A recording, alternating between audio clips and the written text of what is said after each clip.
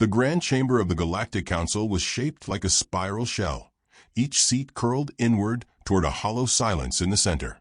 The architecture was meant to impress lesser species. The acoustics made whispers carry like thunder. And tonight, those whispers tasted of amusement. A delegation from the Tsar Consortium had just concluded its report, delivered in that slow, syrupy dialect meant to sound objective. Illegal construction, biotic contamination, unauthorized resource tapping.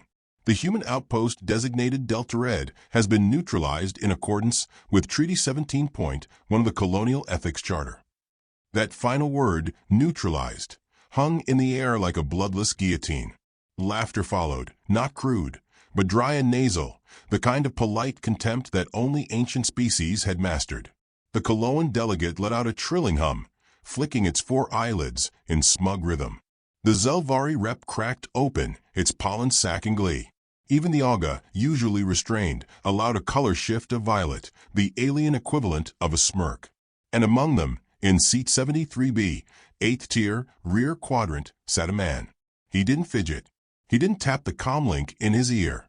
He simply sat still, watching, as if memorizing the room not for diplomacy, but for targeting. Admiral Cashin Morrow wore no weapon. He didn't need one. He was the weapon. Beside him, Junior Diplomatic Officer Ro Ewan whispered, "Should we call for recess? It'll be easier once tempers." "They're not angry," Morrow said, voice calm. "They're amused." Ro glanced at the room. "Then why does it feel like something's wrong?" "Because," Morrow replied, standing slowly, "they've forgotten what pain smells like." The chamber's laughter faded, not because they saw him, but because of the way he stood. No theatrics. No urgency. He didn't clear his throat or activate his mic. He simply walked forward, descending the long spiral, boots clicking against the polished obsidian floor. He stopped in the central circle where no species dared linger. "I represent Earth's Outer Colonies Command," Morrow said, voice low. "And I have a correction to your report." A flicker passed across the chamber. The council speaker, a hive being of the Jari caste, twitched its upper limbs. "Commander Morrow, procedural objection." "Admiral," Morrow corrected softly. "I was promoted the day after Delta Red went dark." A few delegates glanced at each other. He reached into his coat and drew out a single object, a civilian-grade data chip. He placed it onto the projection console in the circle's center. "This was recovered from our black box. Standard uplink was cut too fast. But this segment made it through." Holographic light shimmered upward. Footage began to play. No sound. No warning. Just snow. White terrain. Human architecture. Modest, functional. Then, drones. Sleek, black Tsar shock drones, falling like rain. The camera panned, accidental, handheld. A woman running. Civilian. Lab uniform. Holding something in her arm. No, someone. A child. Her face turned to the camera for a split second. Eyes wide. Lips trembling but silent. She disappeared behind a wall. 2 drones followed. A scream cut short. The video blinked out. Silence settled across the chamber like ash. Morrow said nothing. He let the image rot in their minds. "She was not a soldier," he said finally. "Her name was Lara Voss. Logistics tech. Earth native. 42 years old. She volunteered to stay behind during evacuation to finish closing inventory reports." No one responded. She had a son, 7. His name was Milo. He wasn't there. He made it out on the evac transport. The Jari speaker leaned forward, limbs now twitching in a more complex rhythm. "And your correction?" Morrow stepped closer to the center. "You said this was a neutralization of illegal infrastructure. That's inaccurate. What we witnessed here was not a battle. It wasn't an operation. It was a kidnapping followed by extrajudicial murder. You didn't attack a site. You took a woman." A faint hum filled the air, system sensors on the edge of overheat. Half the room was locked in unreadable stillness. The other half began discreet data checking. One delegate, a glistening eel like the Sari, made a low gurgling noise. "Why this dramatics, human? We've all lost people in colonization skirmishes." Morrow turned his head, eyes landing like iron on the speaker. Do you know what humans are made of, counselor? Silence. We're not made of intelligence, or superior genes, or sacred biology. We're not even the strongest species in this room. You know what we're made of? He reached out and tapped the console again. Another file played. A recording. Lara's voice, calm, too calm, coming through static. This is Lara Voss. I'm still alive. They don't know I rerouted the lab's signal port. If anyone find this, don't come for me. It's too late. I heard one say something about testing. They think I'm useful. A pause. Then, tell my son I finished the report. Tell him I had a reason to stay. Make it count. The line went dead. Across the chamber, no one laughed now. A few delegates turned off their translation links to pretend they hadn't understood. Others sat frozen, antennae curling, light pulses dimming. She's dead, said the Thesari again, though quieter. This isn't a case for vengeance. No, Morrow said. It's not. He stepped back from the projection. It's a case for clarity. You took someone who wasn't yours. Not a combatant. Not a threat. A woman. A mother. And you erased her like a data entry error. He swept a slow gaze around the chamber. Earth won't retaliate officially. We're still bound by Treaty 17.1, after all. But we've informed our colonies, our veterans, our long-range tacticians, our analysts, our miners, our engineers, and her son. The Thesari recoiled slightly. You wouldn't send a child to war. We don't need to, Morrow said. He already understands it. There it was again, that hum of tech, that rising temperature. Not fear exactly, but something harder to dismiss, instability. The human's calm was too still. His voice too level. Not rage. Not grief. Preparation. A Zelvari whispered, "What are you going to do?" Morrow turned away from the console. "We're not going to do anything," he said. He started to walk up the spiral again, steps measured. You already did it. He passed by the Auga delegate, whose coloration had gone pale green, shame in their culture. A few steps more, and the Jari speaker said, "Your display is noted. This council will deliberate on punitive measures for the Tsar's procedural breach." Morrow didn't stop. "No need," he said. "You're not the ones we're waiting on." A final delegate, smaller, younger, perhaps curious, called out, "Then who are you waiting on, human?" Morrow paused at the top of the chamber, just outside his tier. He looked back once. Her. Then he left. Silence held. Thick. Tense. It would take exactly 4 hours before the first Tsar relay station went dark. 6 before the mining colony at Lornis. 3 vanished without trace. 11 before the Term-Pale fleet appeared in encrypted chatter. But for now, the council sat in the dark, echoes still circling the chamber, like ghosts who hadn't realized they were dead yet. And in seat 73B, now empty, the data chip still blinked. Quiet. Waiting. A final pulse of light in the deepening gloom. Lara Voss hadn't cried when they bound her wrists. She hadn't screamed when they dislocated her shoulder, dragging her from the wreckage. She hadn't spoken at all, not even when the drone jabbed the translator node into her neck and demanded species classification. Her silence wasn't courage. It was calculation. Because Lara had been a logistics officer, and logistics officers always noticed how many guards there were, how fast doors shut, where the air tasted stale from underused vents, and most importantly, where they forgot to look. The cell was clean, sterile, aggressively so. No textures, no corners. Every surface gleamed like bone under fluorescent teeth. And somewhere, behind or above or nowhere at all, a low frequency buzz kept her from sleeping. She knew that trick. It wasn't torture, not officially. Just enough to make a prisoner confuse time with surrender. She sat in the middle of the floor, bruised but upright, waiting. Every few hours, a panel hissed open and an alien voice asked questions. She never answered. She knew what they saw. A mid-aged female, thin-boned, no obvious enhancements, minor civilian clearance. To them, she wasn't even prey. She was sample material. Eventually, one of the voices stopped asking.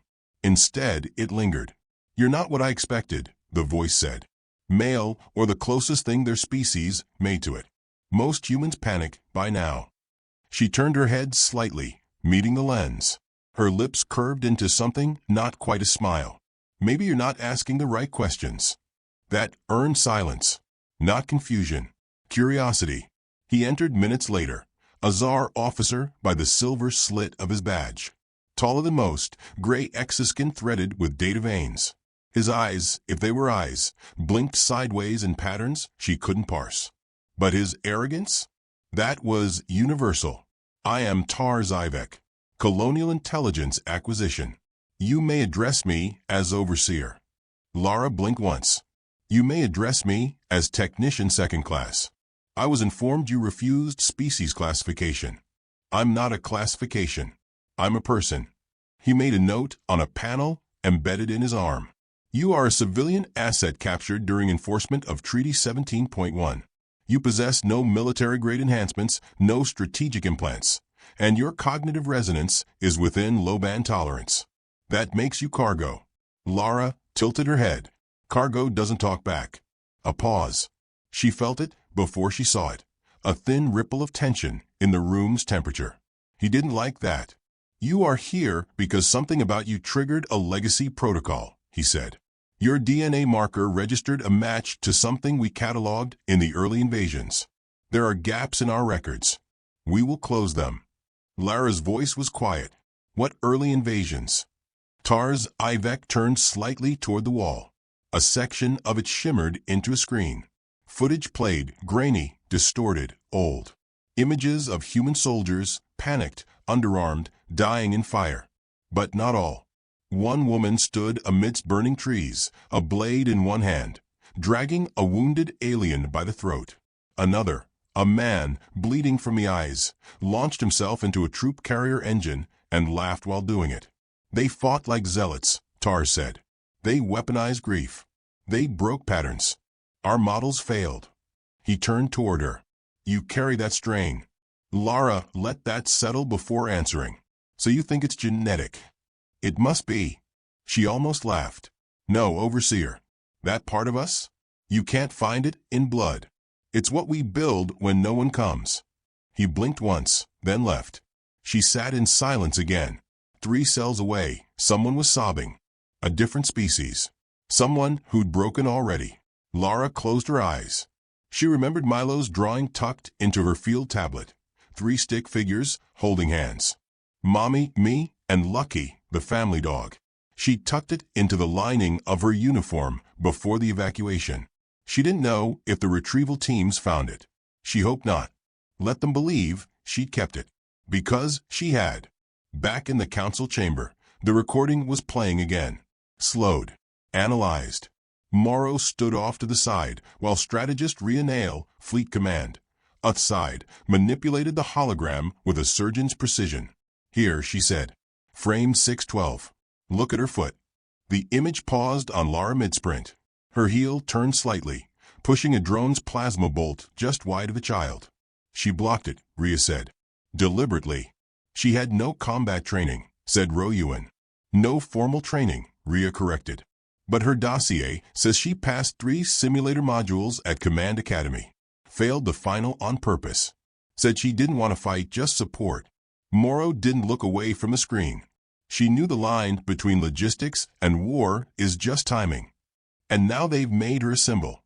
She's not a symbol, Morrow said. She's a promise. Down below, the council was shifting. Delegates exchanged looks not of sympathy, but concern. The word Pale Fleet had reached their private channels. Ships without codes. Patterns that didn't follow council fleet protocol. And a rumor that each strike left a message etched into the ground in human characters. Make it count. A diplomatic observer from the Invention Pact leaned toward the speaker. Should we issue censure? To prevent escalation. The Jari Hive's limbs curled inward. Against whom? No declaration of war has been made. They're targeting Tsar assets with surgical precision. Yes, said the Jari. And they've left us alone. Back in her cell, Lara scratched at the floor with her nail. Just enough to chip. Just enough to remember how pressure feels. Her lips were cracked. Her joints ached. She had no weapons. But she knew something they didn't. Tars Ivek returned 4 days later. "You've eaten nothing," he said, glancing at his interface. "I'm on a human thing called a hunger strike. That is unproductive. That's the point." He stepped forward.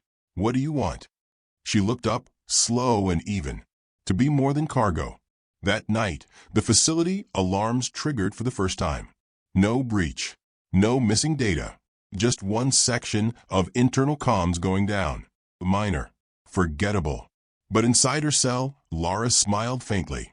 Because she had found a flaw. Every day, one of the drones adjusted the nutrient emitter. Every day, it used the same access port. And every day, it flickered once, just long enough to reroute a loop. She wasn't escaping. That wasn't the plan. She was sending a map. And on the other end, Earth had already begun listening. Rhea Nail brought the data chip to Morrow's quarters. Partial beacon. Extremely primitive. Looks like one of ours. He scanned it once. A grid. Rotating timestamps. Single coordinates. "She found a way," he said quietly. "She's still alive. She's still working." Rhea nodded, but her eyes were tense. "If the Pale Fleet moves now, it becomes official." Morrow looked out the window. The stars shifted slowly, too slowly for comfort. "She's earned that." The chamber darkened behind him. No alarms. "Just wait." "You know," he said after a moment, "they think they broke her." "They catalog her," Rhea said. "Same mistake empires always make." "And what's that?" "They forget we're not built for glory. We're built for grief." He smiled, faint and terrible. "Then let them learn." In the Tsar facility, Lara leaned her head back against the cold wall. She closed her eyes. Somewhere out there, someone had seen the signal. Or maybe they hadn't. Maybe this was it. But she whispered 3 words anyway, into the stale air. "Make it count." Outside, the stars blinked. And far beyond them, ships without names began to move. Tsar Command never officially declared they were afraid. That would have been inefficient. Instead, they issued procedural alerts: human anomalous retaliatory activity, cluster grade 2. Systems flagged red in neat reports. Officers filed risk memos. Fleet coordinators reviewed threat matrices calibrated to a war Earth hadn't formally started. But fear doesn't need formal language. It seeps in elsewhere. It lived in the way Overseer Tars Ivek locked his chamber doors now. In the extra bioscans placed outside genetic storage vaults. In the way analysts whispered of ships that didn't show on council sensors, only to arrive moments before impact. The humans were not conquering territory. They weren't responding through proper channels. They weren't even leaving survivors. They were removing names. 3 Tsar planets had gone dark in 6 days. Lornis, 3, a mining colony. Nothing strategic. Gone in under an hour. No sound, no alert, no broadcast. The only message left behind, painted across a collapsed comms tower, was a child's drawing of 3 figures holding hands. When the Galactic Council demanded a statement, Earth sent silence. Tars Ivek reviewed the latest incident reports in solitude, fingers tapping against his interface like insect feet. He scrolled past destroyed archives missing tech nodes, and one surreal account from a half-blind outpost guard who claimed to see a human woman in a civilian lab uniform walking calmly through flame. "Impossible," Ivek muttered, rewriting the entry as hallucination. Still, he checked the prisoner logs. Lara Voss was listed as deceased, terminated during transport restructuring after data acquisition concluded. He reread the timestamp 3 times. Something didn't fit. In a council side chamber, Admiral Cashin Morrow didn't sit. He stood at the window, hands clasped behind his back, watching the quiet orbit of Earth's 6th defensive satellite, which now hummed with new encryption codes only he and strategist Nail knew. "Pale Fleet is responding too quickly," Royuan said, scrolling through the latest impact reports. "How are they navigating Tsar sectors so precisely?" "They're not navigating," Rhea Nail said. "They're remembering." Morrow nodded. Lara didn't just send a signal. She sent maps. Every site she cataloged. Every shipment. Every slipstream hole used by Tsar logistics. They were all overlooked, Rhea said. She was logistics. She knew where no one looked twice. Ro looked between them. But how are our teams getting in undetected? Morrow finally turned from the window. Because our people aren't invading. They're already there. Rhea didn't smile, but her voice sharpened. Retired operatives. Abandoned volunteers. Settlers we left behind. The quiet ones. The ones no one noticed because they never filed for medals. The datapad on the table lit up. Another notification. Another pulse. This one came with an image. A Zar dreadnought hollowed. No explosion. No external damage. Just hollowed like something had chewed out the crew, systems, and memory core, leaving behind only the metal frame, and a child's voice looped through its comms relay. I finished the report. Ro recoiled. That's Lara's voice. That's... Morrow cut him off. That's her promise. And ours. Strategist Nail leaned forward. They catalog her as cargo. They shouldn't have. She wasn't alone, Morrow said. She's never been alone. That's the part they always miss. On Zar Prime, TARS Ivek received a direct alert from Central Biologics. A simple flag. Unauthorized data extraction. Sector 19. Room 1. Room 1. The chamber where Lara Voss had been held. He activated security feeds.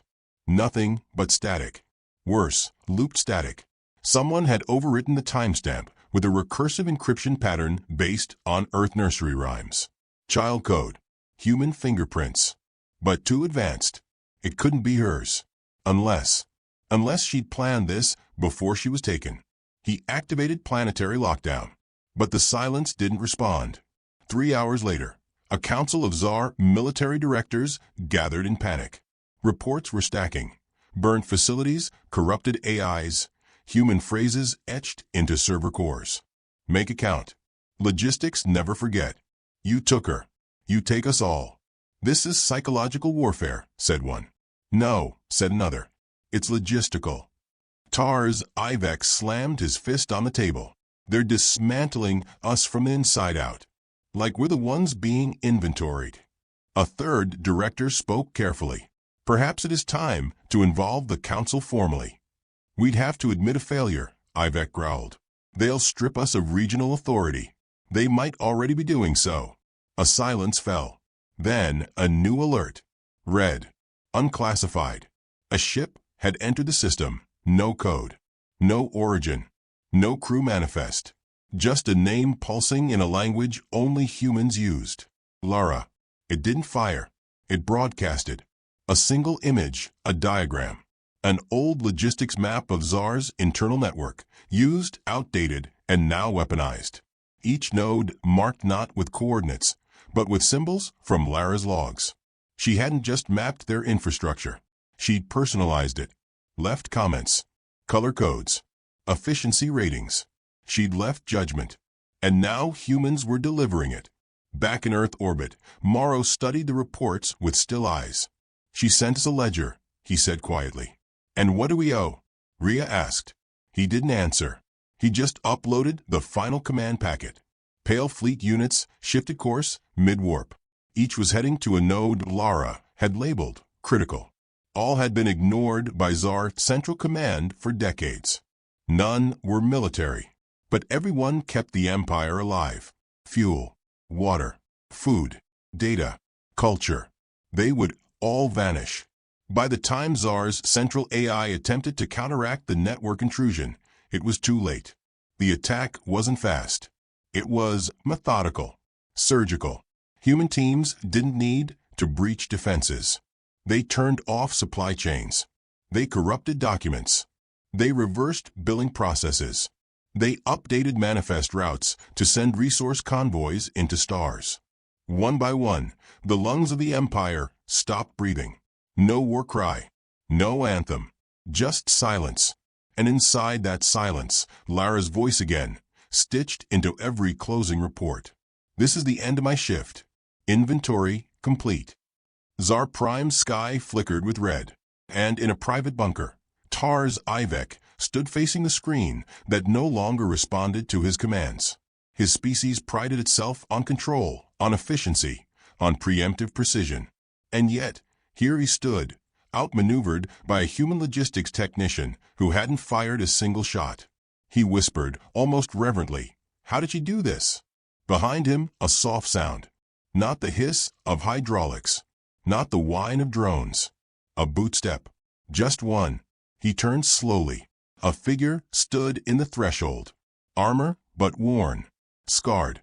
No insignia. No flashlight. No order spoken. Only breath. "You're human," Ivek said. The figure said nothing. "You can't be here."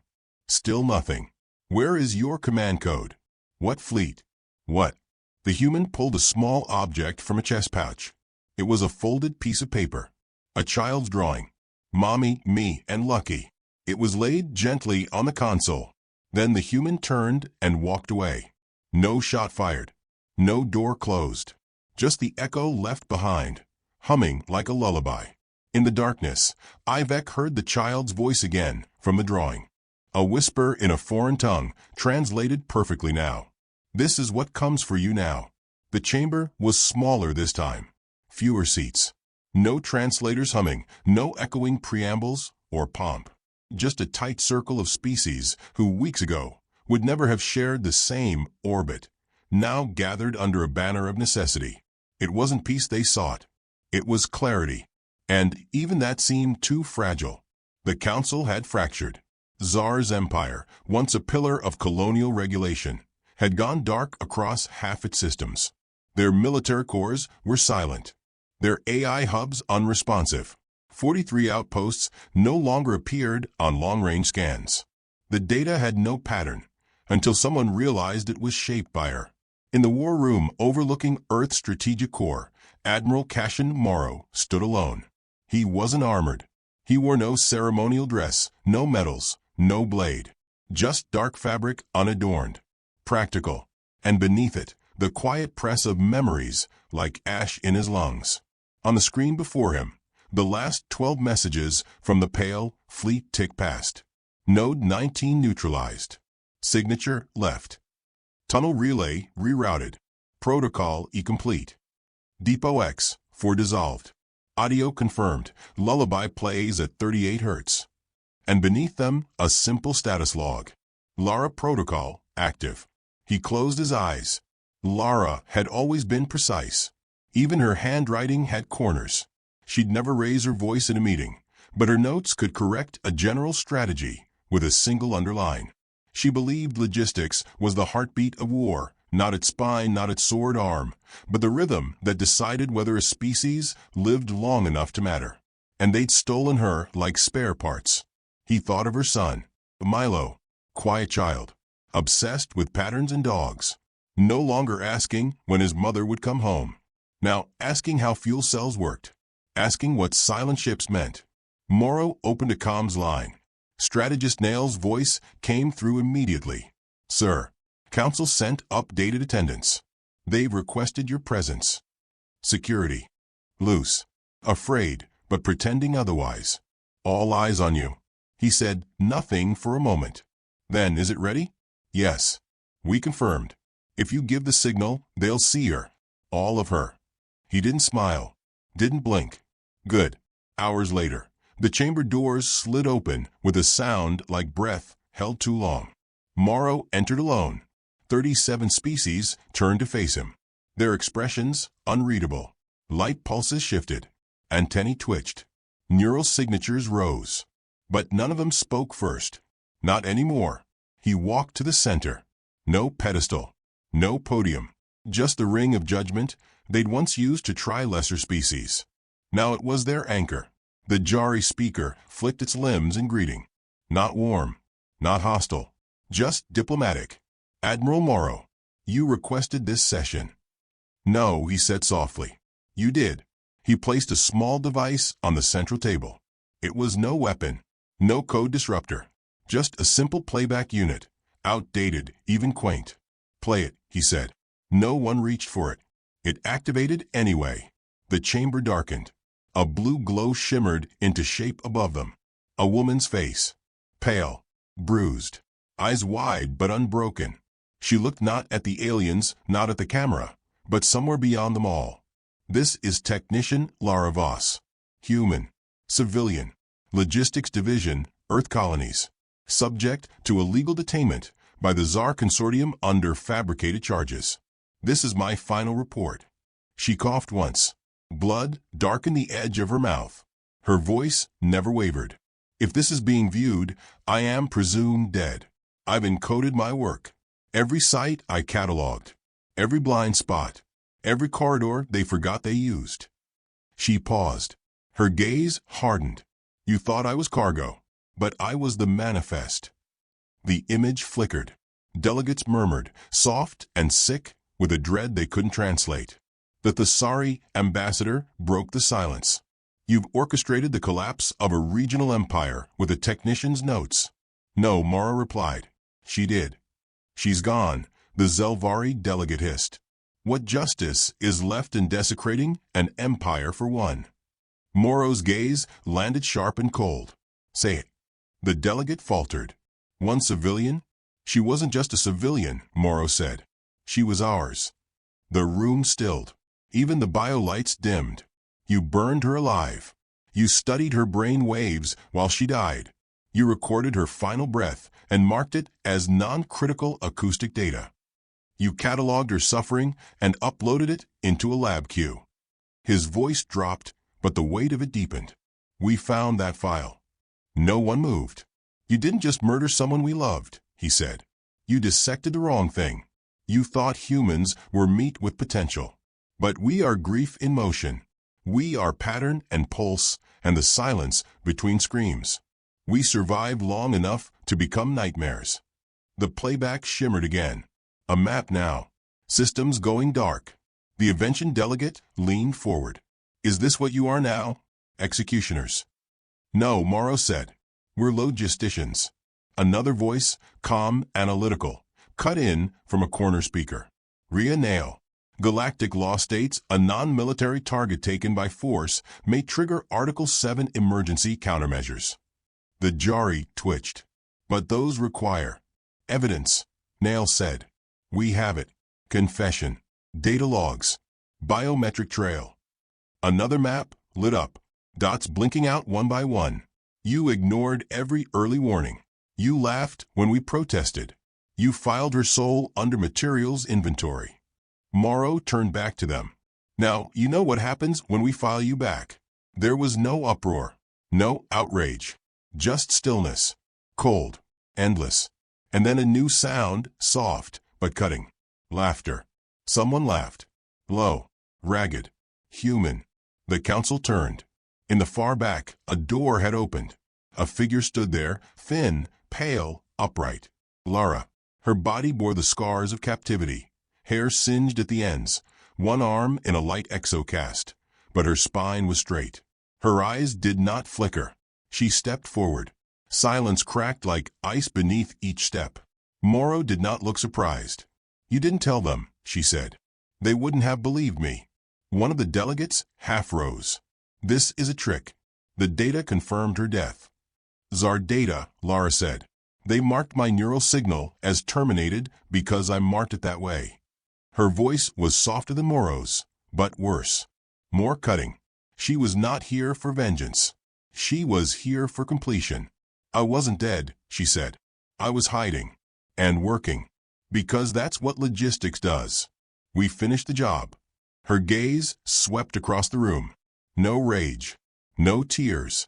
You built an empire on cataloging the things you thought had no voice. You thought stories could be erased with silence. You were wrong. Morrow stepped aside as she reached the center. She placed her own device on the table. A child's toy. Faded. Melted on one side. His name is Milo, she said. He remembers. And now so do you. The room was trembling now, not physically, but politically, culturally, morally. End it, the Thessari whispered. Whatever this is, end it. Lara looked at Morrow. Not for permission. Just for unity.